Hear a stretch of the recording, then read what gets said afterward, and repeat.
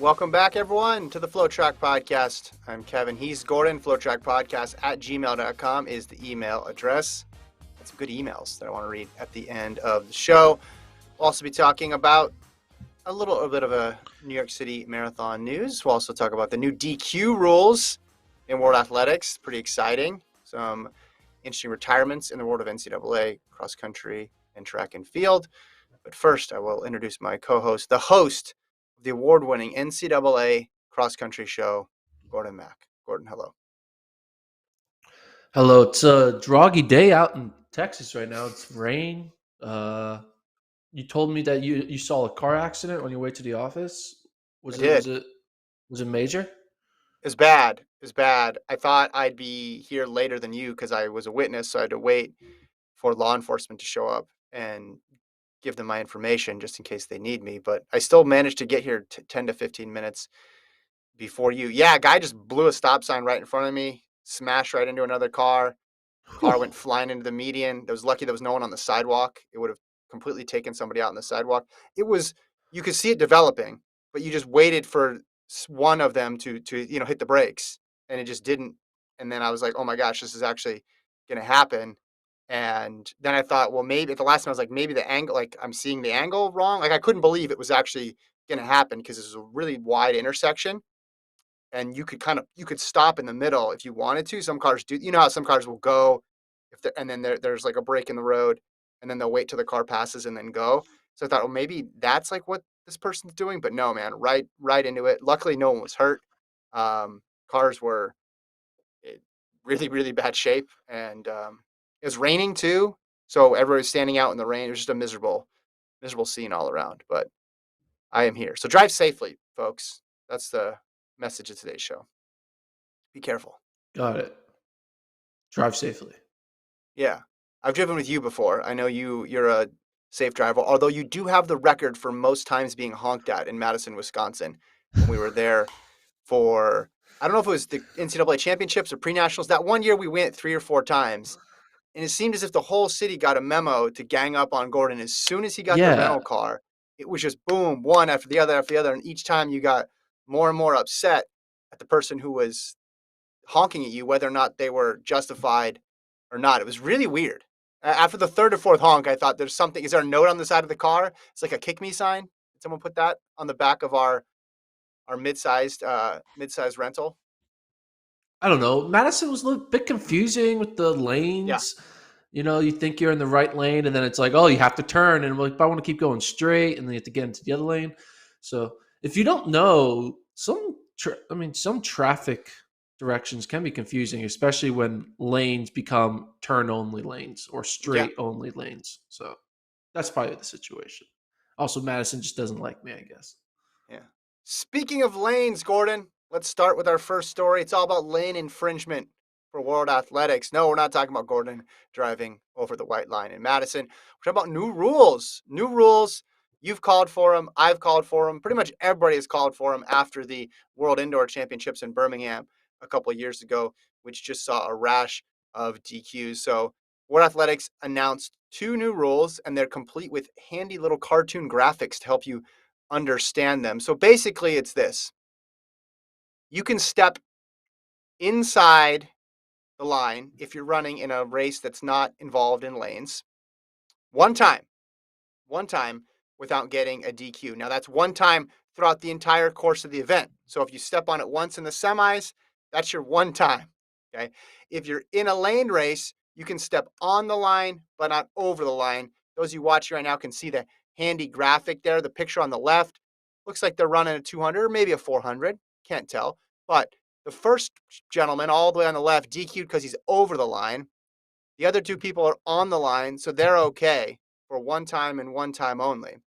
The other example on the right there, they're running in a longer distance race where they're outside of lanes, and it's okay if you step over the curb in that case, but just one time and one time only. They also say at the bottom of the new rule here, it says uh, athletes racing in lanes shall continue to be disqualified if they are judged to have fully stepped inside the inner uh, borderline or curb even only once, to reiterate what I said before. So if you're in lanes, you can't go over. You can go on, you can't go over. or if either the acts described in the rules are judged to bring a positional advantage or impede another athlete. So basically, you can't do this, which is what I was thinking. I was thinking you save up your one inside move to the final, and then with 100 meters to go in the 1500-meter final, you jump around, you take one step and pop back. No, you still can't do that. If you can still be DQ'd for that, even if it's your first violation, if it's deemed to give you an advantage or if you're impeding another athlete. You were there in Birmingham. You've watched the last couple of years where people have been DQ'd, just not even at that championships, but we go back to this last Olympics. Francine Niyonsaba got DQ'd for stepping on the line. What do you think of this as a possible solution to this problem?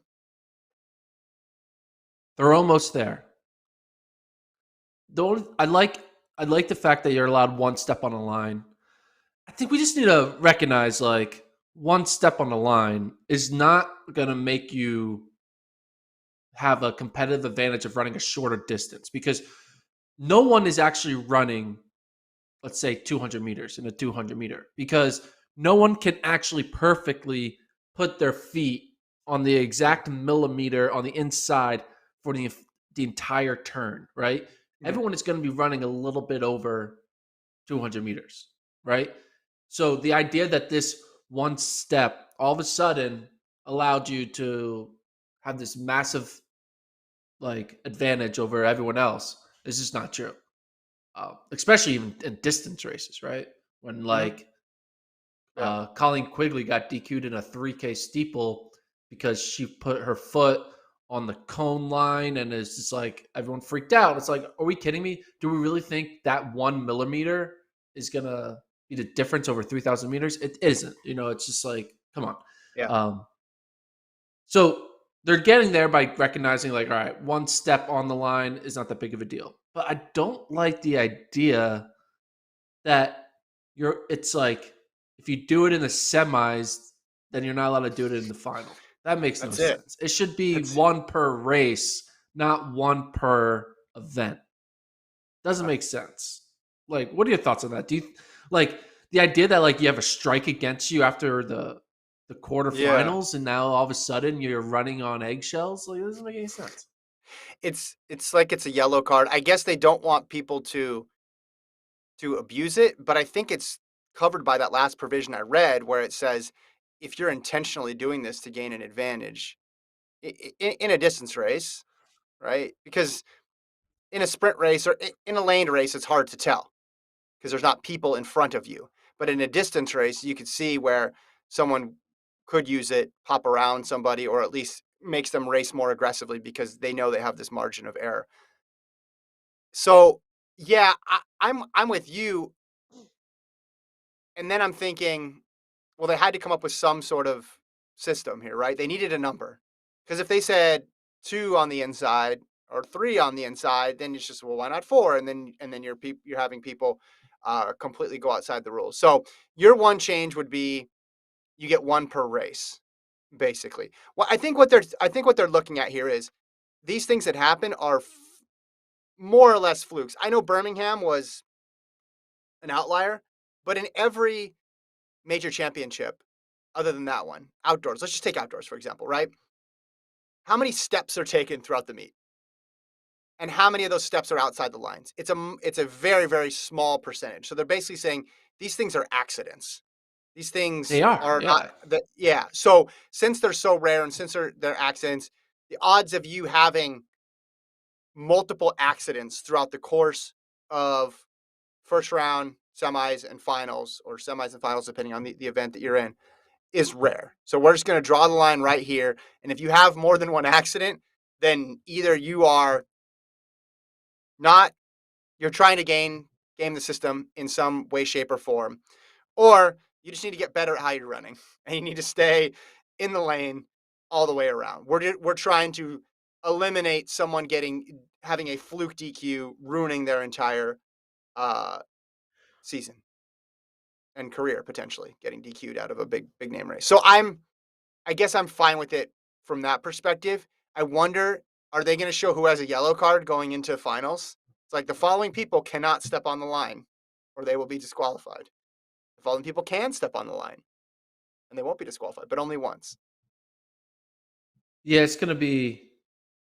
And is this a rule that's gonna like also be like an NCAA rule and a USATF rule, We'll or is see if this they only going to be adopt it. done at World Athletic Championships?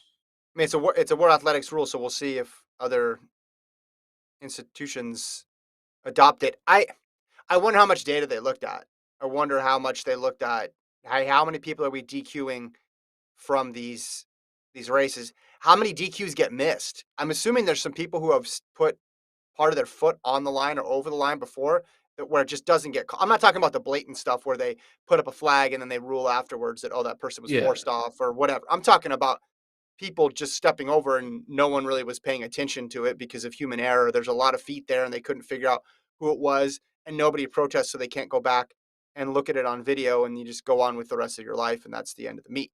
Like that happens too. And I don't know how much they looked at that number. I just like that it's quantifiable so that everybody understands. So we take out the guesswork. A lot of people want this subjective measure of, well, did it gain an advantage or did it not? And that gets you in a really tough spot. And I know there needs to be some judgment calls, just like there are in other sports, but I think those judgment calls should be in place when there's a clear, like there's contact between athletes or there's a question of did they impede progress. This is something like a false start where you can actually say black and white, this was a violation or it wasn't a violation. So I don't blame track and field for wanting to codify things that are actually able to be clearly seen as in or out, right or wrong. what do you think about this as a solution? Instead of having lanes that are Mm, painted with what, a 3-inch thick white line? How thick is a yeah, lane line? I don't know.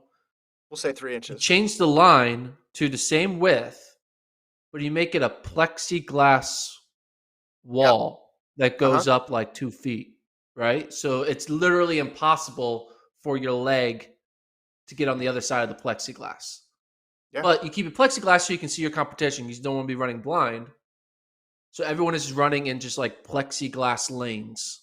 Mm-hmm. And it's literally, they can hit the wall as much as they want, but they know their body will not be allowed to go inside the Hey, lane or outside the lane. What are your thoughts on that? ha- Just running in giant like hallways around a 400-meter track, listen. plexiglass hallways. At the beginning of COVID, that's looked like what we were going to be doing all the time. Uh, After Birmingham, I thought at least the inside curb, one way to get around, just put a little brick wall there, 2 foot brick wall.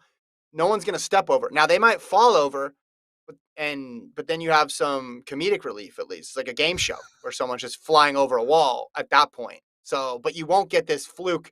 Oh, I just lost my balance for 1 second. I took one step. I regained control of my body. Now I'm back with the pack. It's it's tough, and the tough ones are always.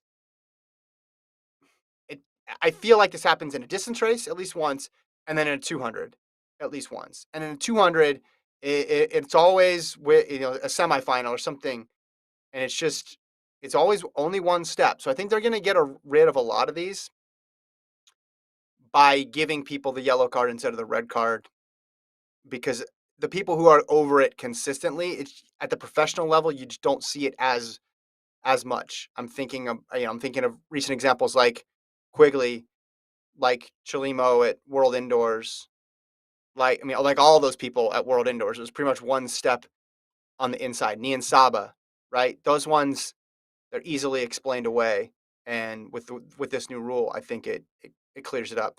I just wonder why did it? When were those championships? 2018. Why Yeah. did it take till 2021, the end of the 20? Why did we go multiple seasons without a rule change here? They probably got distracted with the pandemic. Then they probably Shoes, got they got distracted with distracted shoes. with getting ready for the Olympics. Got distracted with shoes. A lot of distractions, you know? Yeah, you're right. There's not going to be a perfect rule, and someone's going to have a bad break. That's just the reality of all sports, that someone's going to fall victim to it. The tough part about track is a lot of it's all or nothing because you're not assessing a penalty. It's not as if you get 6 fouls or you can get a 10-yard penalty and go back, A lot of the stuff's like you're in or you're out. Either your race or get a counted. second down. Yeah. Yeah, exactly. There's no real space to make amends. This is trying to do that as best it can, but I'm sure there's going to be someone who it's going to be rare, but someone in the next 4 or 5 years is going to pick up a yellow in the first round and then is going to get a red in the final, or they're going to step all the way over in one of those lane races. They're going to go all the way over and not just on the line. Also, does your whole foot need to be over, or just because let's put that image up again. I think It's just it's your whole contact of the foot needs to be over. So I think because you notice maybe it's the whole foot. I don't know. well, it said here's what the rule says. While racing in lanes and the inner lane line, the border or curb is touched once on the bend. Wait, that's when they not get DQ'd. Sorry. The bottom part right here. It says if they're judged to have fully stepped, okay, fully stepped inside the inner border. Okay, so what does fully stepped mean? Fully stepped means the entire foot, like we see in that first picture. Is that how you interpret fully Yeah, stepped? but what if your heel is touching the white line? That's not a full Right, step, right? right. So I think the whole foot needs to be out. That's how I'm This interpreting is it. what they need to do. They You need to know how say I that came though. up yeah. You know how I came up with the plexiglass walls as the lanes? I'm just scratching that idea. It's too complicated. What we need to do is we need to change these lanes to be treadmillable. And Mm-hmm. what that means is if the if the if they sense that a foot has stepped outside the lane, your lane basically becomes a treadmill for like a half a millisecond, which kind of Yeah. just slow that makes you basically have it's like a penalty. Like it's an in race penalty. So therefore it kind of Yeah. like, oh, you step there, so you have to do an extra, you know, 4 centimeters of running. So the Mm-hmm. entire lane just kind of goes back another 4 centimeters. So it's, you know, You want smart keep going. lanes. Smart lanes, yeah. The 100 is the easiest to judge here. Do you care? Do you care if someone steps out of the lane in the 100 if they don't touch anybody? No, because they're still running 100 meters. Yeah. So the question for the 100 is basically just comes down to infringement against a competitor. It doesn't really matter about about the lane because you're still running the exact same distance because you're just going straight. That one's easier to judge. So this is everything up from 100. But Another or even idea, the yeah. What about in a in order to lim- straightaway on a yeah, lane race? why don't we just make the track 10,000 meters long? So then all events Yeah, that's a can good just point. be a straight race and we're good. There's no Yeah. curb infringement. No one's stepping over the rail because there's no turning. It's just 10,000 meters. But it says on here, it says racing in lanes. So that means if you're on the straightaway in a 200, that still counts. So if you touch the line on a straightaway in the 200 or in the 400, I think you will be okay. But if you go over, you're going to be DQ'd. Yeah, but what are the odds you can go over straight away? You just Good point. that's the Eli Hall special. Yeah, but one Have we time seen that? only. Do we have a video of that? Or is Well, we Eli don't have Travis, Hall so you're just calling up Lane things to produce. YouTube? I'm gonna find it. I like it when they finish in a different lane than where they start, which you see every year at least once in some sort of high school race. And I think those are terrific. We need more of that, I think, not less. Gordon's Googling right now, by the way, for those of you not Go watching. 200-meter FloTrack lane. We run our same lane. Found it. Boom. Send it to Colt. Throw it, sent the Colt. Throw it in the chat. Here it is. Well, let's bring this up. So yeah, the question is: would a situation like this be DQ'd? Let's put it up. Where's it at? We'll put it up. Colt's clicking all sorts of buttons. You guys can't see it, but master producer Colt is on top of it because Travis isn't here. And Gordon's sending him links that. Okay, what are we watching here, Gordon? All Talk right, us through so we'll this. watch it. We'll just watch this whole race. It's a 200 meters. What lane is he So in? You'll find out. I don't know which Okay. one, but This so college, high it's school? What is also this? this is junior college with Eli JUCO. Okay. Hall, eventual 200 NCAA meter champ. NCAA champion. All right, he's got the Okay, headband now. there he Oh is. And wow! he Oh just wow! Is that lane infringement? and he just looks at him. What are you doing in my lane, bro? He's like, Man, what are you doing?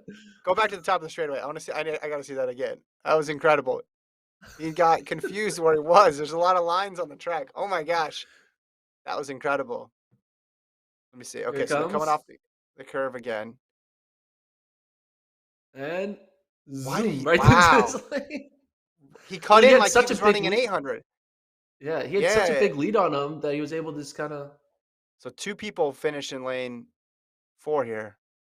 And yeah. yeah, the guy turns around and says, reminds me of that meme where the person's sitting like this, and is this lane infringement? That's what it reminds me of. I don't Oh know. man. All right. Um, moving on. Next, are we good on lane infringement, or do you have any other I, thoughts? I think we're good. I mean, my Okay. treadmill idea and my 2 foot plexiglass lane walls. I have Yeah. to get. They're all patent pending. So Yeah, we talked about the wall before though earlier, and but I decided on brick. I don't want it to be plexiglass. I want it to be brick and mortar out there. I want there to be masons involved in this thing to be terrific. Okay, yeah. For those of you who are like, hey, why do we even need a rule? You just saw that video. That's why you need a rule. Otherwise, you have chaos. Someone will come up with a way around it. Our New York City marathon preview show is going to be in full on Friday, but we got some news that will impact the field there. Des Linden, who was trying to do the Boston New York City double, announced that she has scratched from the field. Gordon, the American field, they've had a lot of big scratches, right? Sisson out, Tuliamuk out, and now Des Linden. Still some big names in there on the American side, and still a type of field where you could see uh, Americans cracking into the top five. But Linden out, so we won't get to see how well she does the Boston and New York double. She ran 2:35 in Boston and got 17th about 3 weeks ago. yeah, she announced on Instagram. We'll read you I'll her send it to Cole. reasoning. She wrote, "Running 101. You can't force fitness. Needed everything to go perfectly after Boston to get myself ready to compete in New York. Unfortunately, had some aches and pains that took a bit longer than anticipated to get right. Have to make the tough but prudent decision. Nice word, prudent decision to Mm-hmm. forego this year's New York City Marathon. Working and training. I've seen work and training that shows I still have great running left in my legs. I am willing to compromise the possibility of a great race a little down the line for the sake of an okay race right now." And then she has a nice little quote: "The greats never sacrifice the important for the urgent. They Mm-hmm. handle the immediate problem and then make sure to secure the future Bobby Axelrod on prioritizing the race schedule probably. Upside question mark? I'll be on the lead vehicle bringing you women's race updates via Instagram. Hit that follow button. Look at that. She's like an influencer. to Like and me, subscribe. to me, if you're a Des Linden fan, this it's kind of good news in a way. Like if you want to see her back at the top, she's not just saying I want to run just to run. She's saying I want to run when I'm ready. And I think so many people, not so many people, but a few people have done a bunch of marathons in quick succession. We've seen the Olympic into Chicago doubles and Boston, and obviously we've seen what Shalane Flanagan's doing, although that's on a totally different scope in and of itself. But we're starting to think of this as normal, multiple marathons in one season, or at least doable. We forget it's very, very difficult. So the fact that she's trying to have a good one instead of just having two mediocre ones, I think is good. And I've said since the trials back in 2020, I think she's got another good race in her. I think she's got another top five in a major left in her. I don't know if she's going to go all the way to the Olympic trials in 2024, but I've seen Linden thrive enough to know that she can get it together one more time. So yeah, you run and your absolute best is 2:35 with someone with her qualifications. Not as meaningful. as if you could wait and maybe do a real good one in the spring. And we got Boston going in the spring, right? Not London, but we have Boston going in the spring. Seems like a clear opportunity for her to jump back right into it with a full buildup. Yeah, I feel like this is a subtle way of saying I'm going all in on Boston in the spring because Hmm. she, she's a champion there. They're gonna give her a nice little appearance fee. She Hmm. can focus on having trying to get a good opportunity to potentially, have another top 5 finish at the Boston Marathon. So makes sense. It's just a bummer, man. We looked at the New York City Marathon elite Yeah, field in the beginning, and it was like the who's who of U.S. women's running, and then one after another is like, I'm out, I'm out, I'm out. You know, we did the draft, or we had the best of, like, which one has the best women's American field, men's American field, elite field overall. And I think we were like New York women for the American, just hands down the best field, because you had Sisson, Seidel, Tuliamuk, Kipiego, you had Linden, you had everybody at different stages of their career too, right? You had Linden seeing if she could get it, get another good one in there. You had Seidel on the come up. Emily Sisson, where's she at in terms of the marathon? It was going to be really, really good. It still is. It still does have star power there. Taylor and Bruce are in there as well, but yeah, it's a lot of DNFs, and I'm sure some of that is related to multiple races, like Sisson coming back from the Olympics and Linden coming back from Boston. But yeah, still be solid. I looked at that field because we're going to do the preview on Friday, and I started doing a bunch of research yesterday. Gordon, like I said, it's very possible there's multiple Americans in top 5. I'll just say that.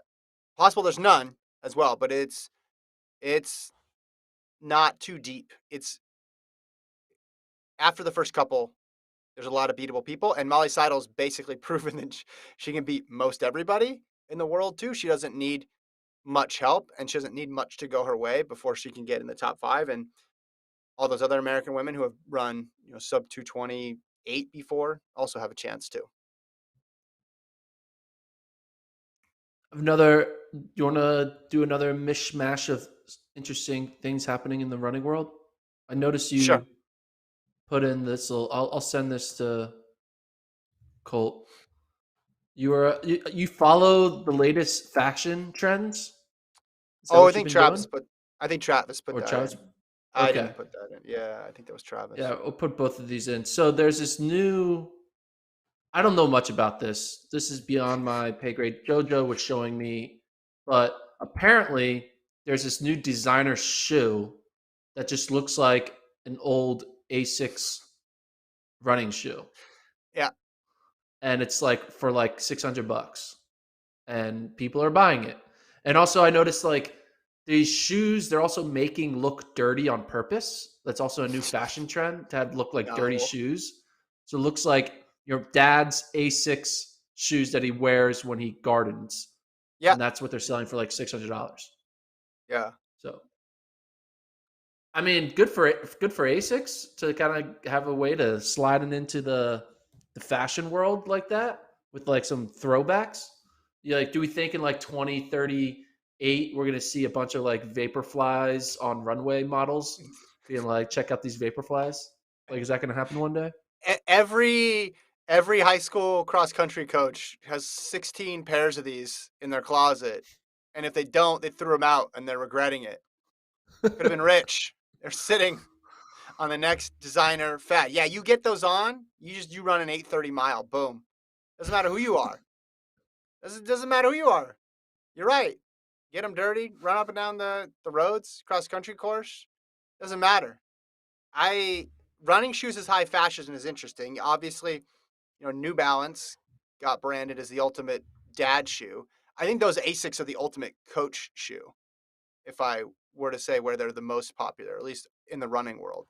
Yes, dads wear them to do yard work as well, but they're also extremely popular, I think, in the coaching community. Like, you get those with a couple like calf high socks, monogram polo, it says Coach Mac on it. You're ready to go out there and and watch your team run on a Saturday morning invitational in those things. Get your clipboard, maybe. Maybe not just one stopwatch, Gordon. Two stopwatches. Got to have two Two stopwatches ready. stopwatches. Yeah, got it. Got to complete the outfit. Another news story that kind of happened over either this past weekend or 2 weekends ago. Bring it up here. Look at this. We're rapid firing Gordon, the situation. I'm gonna send producer. this to Colt as well. So Cyril Grayson, who was primarily a 400-meter runner for LSU back in the day, was on the LSU's 4x4, probably on their 4x1 as well, maybe, but mainly the 4x4. But he also ran an 800 under 150. He's a 149 800-meter runner. Mm-hmm. And he found a way to make it to the NFL since 2017 and caught his first career touchdown pass over Halloween weekend. Mm. He is the fastest 800-meter runner to ever catch an NFL touchdown, right? Has to be. Has to be. 149. Pretty good. That's pretty good. Yeah. I mean, the range. Talk about track range. This is just overall athletic range here for this guy. Yeah, didn't play football, right? Just doing this stuff on his own in college, as he ran track, and that was pretty much it. But at 149, you get a lot of. If you're a 400-meter runner at LSU, you get a lot of reps, right? You're running a lot of big time 4x4s at SECs, and the third or fourth best person at LSU would be the best 400-meter runner at a lot of different schools, most schools throughout the country. But you just don't get that level of exposure probably because you're only running in those 4x4s. But yeah, 149, that's pretty quick. Brady can't do that. So it got me thinking, if you had to make an all 800-meter football squad, you know, Yeah. who's playing what position, right? Now it could be like, it does not just be Americans, but like who would you pick as the running back for an all 800-meter football squad? I know tight end. Tight end would definitely be. Oh my gosh, I can't believe I forgot his name. Oh, Oh, Isaiah Isaiah Harris? Harris. Isaiah Yeah. Harris is tight end, No. right? Isaiah Harris should play all the positions because True. he's big and strong. Makes all the other guys look pretty small out there. Like all due respect to Bryce Hoppel, if we're lining up on NFL Sunday, I'm putting my money on Isaiah Harris in that Hopple would be situation. like a slot receiver. You'd be like, you'd be like the Danny Amendola type guy, kind of the slot coming in, cutting across the He's field. he's got a kick though. I think you put him out wide, just have him do some go routes. So we're talking U.S. men. Is that what we're doing It here? could U.S. be men. it could be international. You could throw in some Rudishas in there, Okay. whoever you want. Manuel Career, Manuel gold Career. medalist, Emmanuel Career. Uh, He Manuel Career would be my punt returner because he has that 400-meter speed. Yeah, that's a good point. Uh, I mean, back in the day, Simmons was pretty bulky for a mid-distance runner. I think you'd include him. Brazier obviously has talked on and on about playing football, so I think you got to put him out there and hope that he can back it up as a wide receiver. I think is where you put him. Hard to imagine anybody as a running back. Got to be honest. Hard to imagine any of these guys as running backs. Well, maybe it's like I think you'd have to bring in like a Leo Manzano coming down to the 800 type in his prime because Leo's a shorter guy, he can kind Yeah. of sneak in between the linemen. So maybe Leo Yep. Manzano would be the running back. I'm just trying to figure out who's the quarterback. If you had to take of all 800-meter runners, who would be your quarterback? So we're looking for not just the physical skills, but you need the leadership ability too Yeah. out there. Who can command the group? It's a good. Is it I mean, if you're Rudisha? going, it might be Rudisha just because the reputation out there. I'd like to see Nigel Amos put some pads on. To be honest with you, Ooh, just his yeah. running style, just all out there. He'd be the guy. He'd be the gunner on the punts on the outside who tries to get to the kick returner first because those guys just they have battles out there, and I'd want someone with Amos's mindset out there. Yeah, quarterback's a great question. I'm leaning Rudisha. I mean, if we go all time, do you throw like a Seb Coe out there, Wilson Kipketer? Yeah, you could do Think of the that. other record holders. Who has like an arm? Do you think who can actually throw the ball? I don't know. I mean, they're all kind of lanky, Marco so they Arup's probably all pretty have tall. Marco Arup's tall, and he went to college at the SEC. A-Rop, So yeah. Or Brandon McBride. He went to yeah, SEC as well. Oh, maybe we should take SEC guys. yeah. Yeah, so they have to make sure they compete in the SEC. Who's I like Alabama's? that. Ilya Kipsang. Put him in there right now. I know he's not graduated yet, but he goes to Alabama. He's probably seen Nick Saban. If you've seen Nick Saban before, I like your chances. Dave Waddle, he'll probably be the kicker, right? Ooh, with the hat, yeah, Yeah, Dave Waddle. he'll be your I could see Dave Waddle like thriving in special teams. special teams Yeah. kicker. So Yeah. anyway, congrats again to Cyril Grayson for being the first ever sub 150 800-meter runner to That we make it know in of. the NFL. So Yeah, that's incredible. That's incredible. That's a cool. I mean, again, just totally off the radar too, because didn't play LSU football, and then 400. I mean, how many other 400-meter guys did you were you familiar with them? You go pretty deep into people's rosters. I did not remember him, Yeah, because he wasn't, he was like just a solid 45-second guy, and yeah, they grow on trees down to the SEC. yeah, exactly. So And now he has more money than everyone. So, congrats to him. for one touchdown. Yeah. Remember we had Bracy on the pod, and he's just basically like, "Well, I didn't get a good contract, so let's explore the NFL. Let's like see how that's gonna go." And you get one contract, and you're in a really good financial position compared to where you'd be in track. All right, we got about 20 minutes left. Here we go. We got to get to. You want to talk about meets getting postponed still? I thought you were over these stories. Why are we bringing these up? I just saw it hit Okay. the, as they say, hit the wire. World Half, which would have been in March, which is being held in China, is now going to be held in November. So for all you Did you? big World Half marathon Yeah, fans, yeah. buckle up or buckle It's in, as Daryl Morey says, because we're waiting till November, okay. which So makes me Jeffrey Camp. think, okay, who's doing the New York City half marathon double or the Chicago marathon half marathon double? I want to see these. We have another double out there. Shalane Flanagan going to start doing the half Yeah. marathon double? Okay. I know if you had time to think about it, you probably would come up with the answer of March. But if I just said real rapid fire, when is the World Half Marathon Championships? Would you have known March off the top of your head?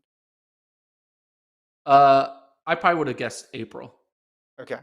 All right. Yeah, Fair. this is you saying no one gives a shit about this event. Yeah.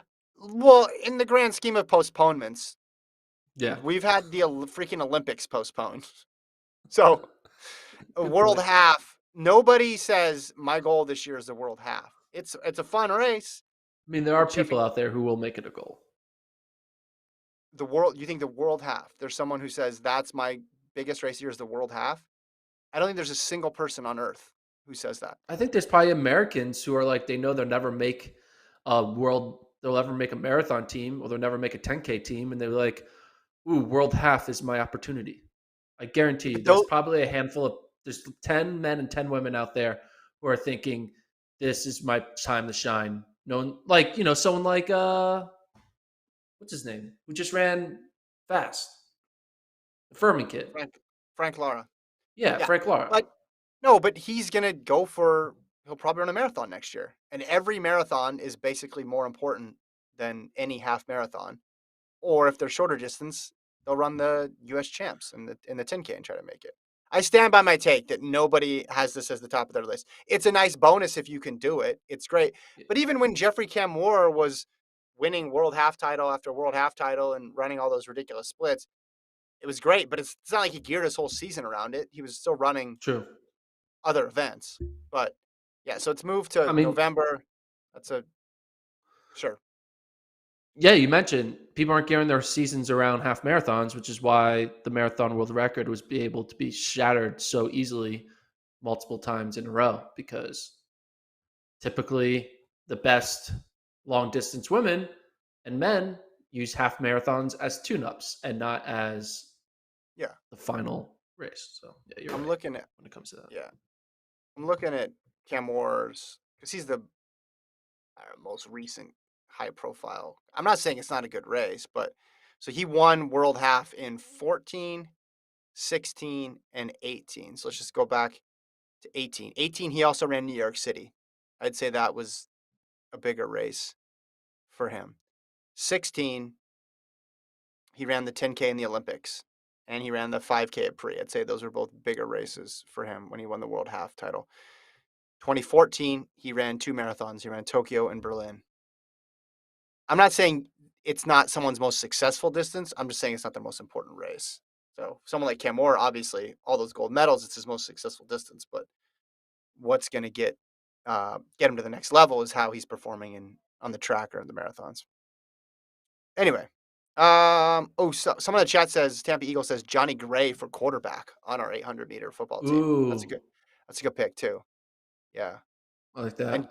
Johnny Gray coached Dwayne Solomon. We got to include Dwayne Solomon in there too, just based on his 800 exploits as well. He went to USC, There you go. so He could be like your I think halfback. he's on the squad. He's somewhere on the squad. Okay, what else is left here? Should we do the emails, or do you want to talk about Lance Harder announcing his Yeah, retirement at the end of 2023?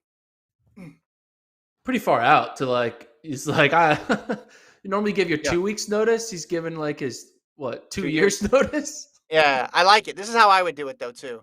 It's all the he's planner. It's the ultimate planning. Right, you have the plenty of time to do a big transition. You get that last season. Everybody knows it's your last season, so big wind up into this one. Yeah, it makes sense, and it's He's easier won a on lot. recruiting. So just so the basically this year's high school kids and next year's, they know what they're getting themselves into if they go to Arkansas. Because if it's a last moment type thing, then all of a sudden you kind of lose a whole year of good recruits. So makes sense in that mindset. But yeah, man, Lance Harder, man, I mean, we'll probably talk about it more as his retirement gets closer, because typically that's what you do when what a year, what a season. But A triple his crown. resume is pretty damn impressive. Yeah, yeah. I mean, they did. They had not won a cross title until that team in 2019 finally got it done, and then they held all three at the same time. But yeah, all the indoor titles and the outdoor titles as well too. And I mean, if you want to go farther back and look at SEC titles, it gets pretty ridiculous at that point. And obviously, Arkansas men have the huge tradition with John McDonald of all the titles that they've won, and the women's side has been extremely successful under Harder's watch. So Yeah, I mean, great career, and time six to win more titles too. He's got a yeah, chance to win more. was it six NCAA titles, um, 42 conference titles, including Yeah, the Triple Crown in 2019, and then he's done the Triple Crown at the SEC level 7 times. So pretty yeah, damn yeah. good. I wonder how it's going to change the dynamic of recruiting. I think still some of the best high school women are still going to want to run at Arkansas. It's still going to be a track powerhouse, even with the change of scenery. You know, I don't think Mm-hmm. Arkansas was just wasn't Lance University, right? It was still Arkansas University. So I think they're still going to be fine in the future. But you know, it's whenever you have someone of that, not aura, but like that Stature. long-standing stature, there could be a dip in getting back to that level. So Arkansas could see like a 1 to 2 year, middle of the pack type run before they get back to being, top 10 team Well, on paper I every think year. this the reason you announce it this far out, maybe I don't know, but maybe it's to avoid that or minimize that because they named, Yeah.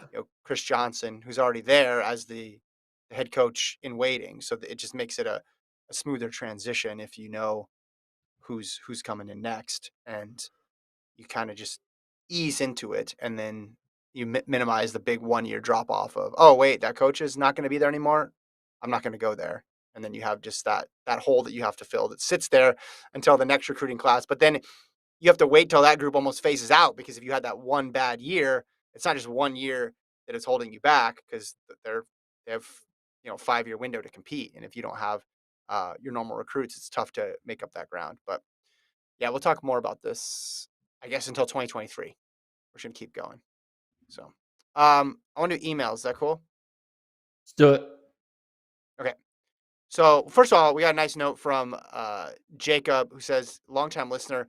He's in the military and lives in Italy. Says he doesn't get to watch a lot of track and field events.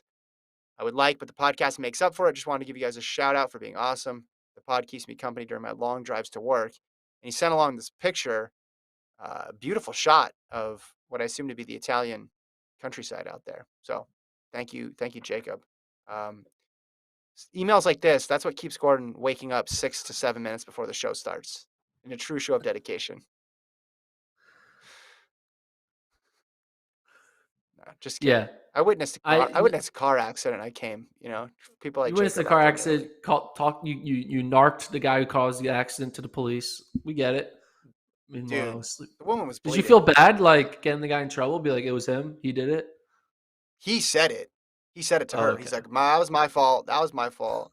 No, dude, you should have seen how bad this car was. I was just there. Number one is muscle, because, hey, look at me. I'm an intimidating presence. No, I was just there just in case. Like, at first, I didn't know she was okay. Right? Like, you get hit like that. I'm like, is she going to Yeah, yeah, get out of the car? And then number two, no one else stopped. Like, a lady drove by. She's like, make sure you stay. I was like, cool, thanks. Make sure you keep driving. I don't know. Like, I guess if you stay, then people are more likely to be honest. Anyway, her car was messed up. Here's the email I really want to read. Thank you to Jacob, by the way.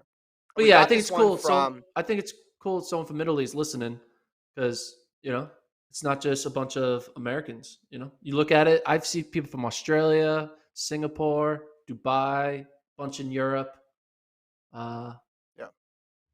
I appreciate people listening just even outside the United States. So it's pretty cool. Yeah.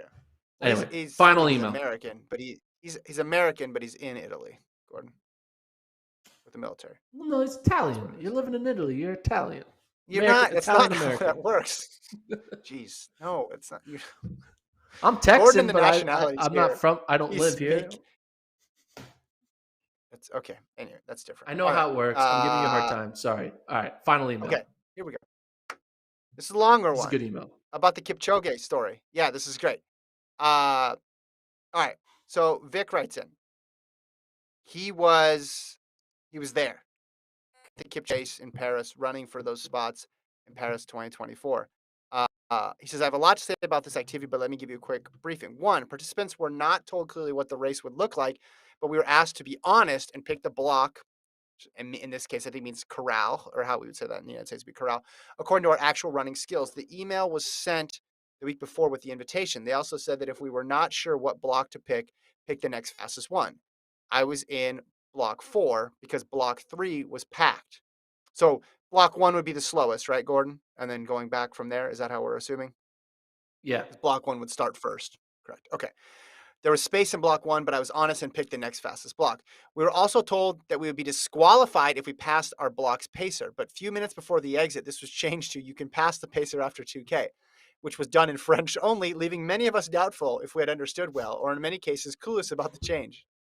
3, the blocks were packed and the exit was bottleneck. The first K was downhill, so people caught some real speed. Then the turns were challenging and the route was dangerous in some areas for the speed of the participants, sharp turns with little room. 4, Ilyu did not run 100% on the same course as all the runners. When he passed me, he means to say that, he was on a different street. I will add a screenshot. I was hoping at least to see him passing me, but I did not even get that. And he includes a picture here with Ilyud running on the other side of the road with a large grass median, it looks like, in between.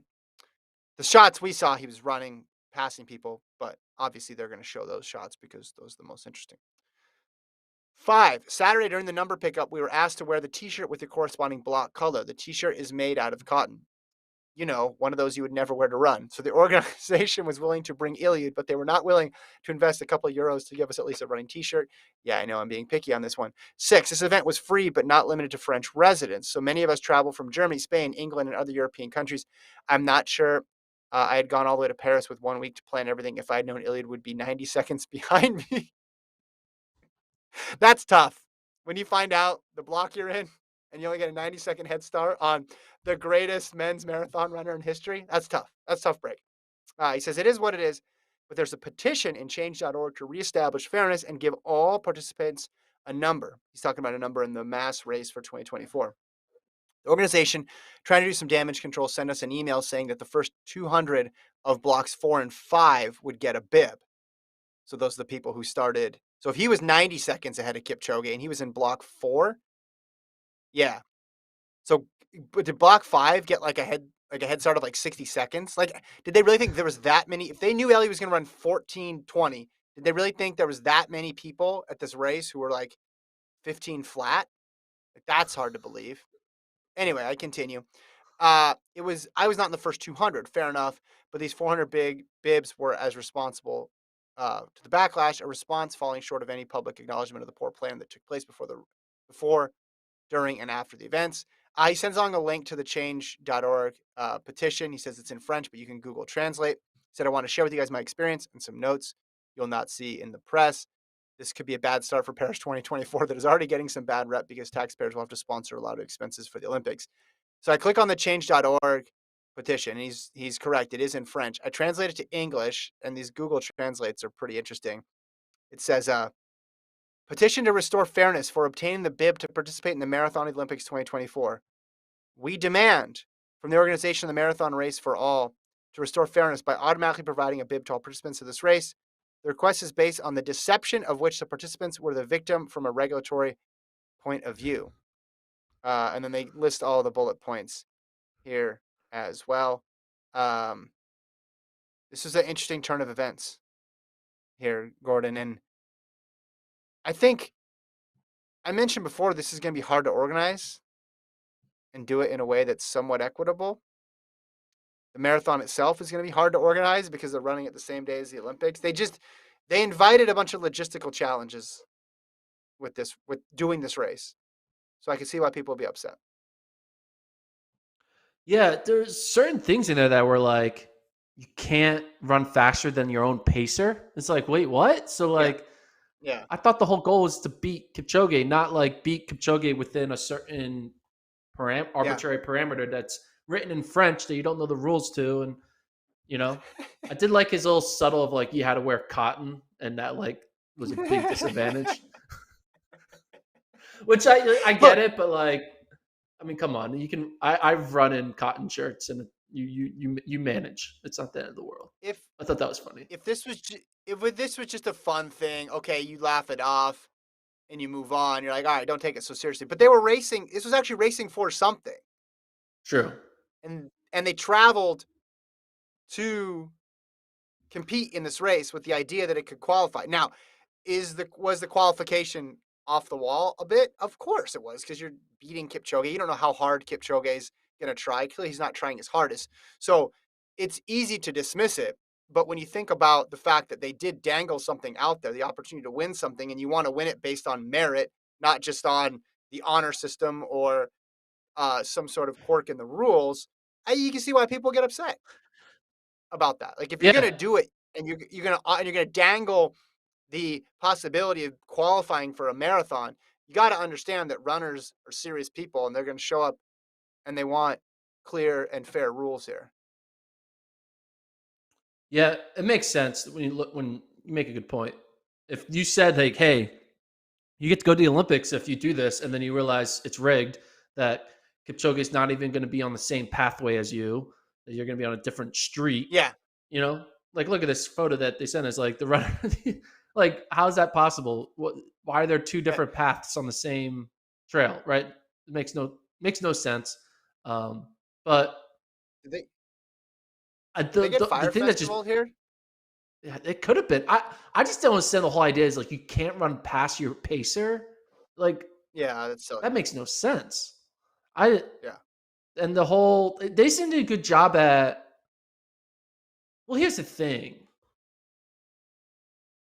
if you were like, how do you say you're like a 15-minute 5K runner, right? Yeah. And you're like, all right, I'm going to pretend I'm a 20-minute 5K runner, and then therefore I'm guaranteed I can Hmm. just have an Yeah. extra 5 minutes of. So they're trying to prevent that. So I'm guessing that's why they said you can't run past your Yeah. pacer because they don't want you to sandbag your time. Yeah. Okay. But But what they should have there was done what? is they should have done this. They should have done this. They should have said everyone starts at this time. Kipchoge is going to start 4 minutes later, and you're either in or you're out. They try to make it Yeah. so like we can like get a little bit of every level in. They should have just been like everyone goes, Kipchoge Yeah. waits, and then he goes. And I'm sorry, but if you're like a 22-minute 5K runner, then you're not going. Now the problem is, how do you handle like it's basically all the men are going to get in and the women won't because you know. Yeah. So you'd have to what they should have done like a maybe like a conversion factor of like if Kipchoge beats you, I don't know for the whip. Typically, these type of Well, you could have. situations are for charity, and basically, Yeah. They're not you start serious. last, and every person you pass donates money to charity. Right. They've never Right. really Right. done it where you get this arbitrary head start, and then you get an actual Right. prize for winning this arbitrary head start. So Yeah. the Yeah. whole concept's kind of flawed in the beginning because how do you make it equal to for age group and gender to make it fair for everyone Yeah. competing against a virtual Kipchoge? Yeah. Here's what you got to do. You can't go in the middle. You either got to do all the work or you got to just let it be a free for all. And this is true not just with this race, but there's a lot of times in life when you're organizing something and you got to decide between those two because when you go in the middle, that's when problems come up. So what you said was a free for all. It doesn't need to be 4 minutes. Maybe it's 6 minutes. Maybe it's 5 minutes. Whatever. Pick a number. Kipchoge is going to start then. If you beat him, you're in. If you don't beat him, you're out. That's it. Or you do all the work. You let 3,500 people in. You hire 10, 20 people part time to just get on Strava, look up all their data. No, I'm serious. 35. How long would it take? 3,500 people. If you Yeah, it had won't take a that group long. of You could do it. volunteers, yeah, would not Yeah. take that long. Try to get a good gauge. Get it on the waiver ahead of time that says, "Hey, we are assigning you a bib. You have to accept it, right? You have to accept it." So we create some sort of score. You score this, you're in this corral based on what you've run before on Strava.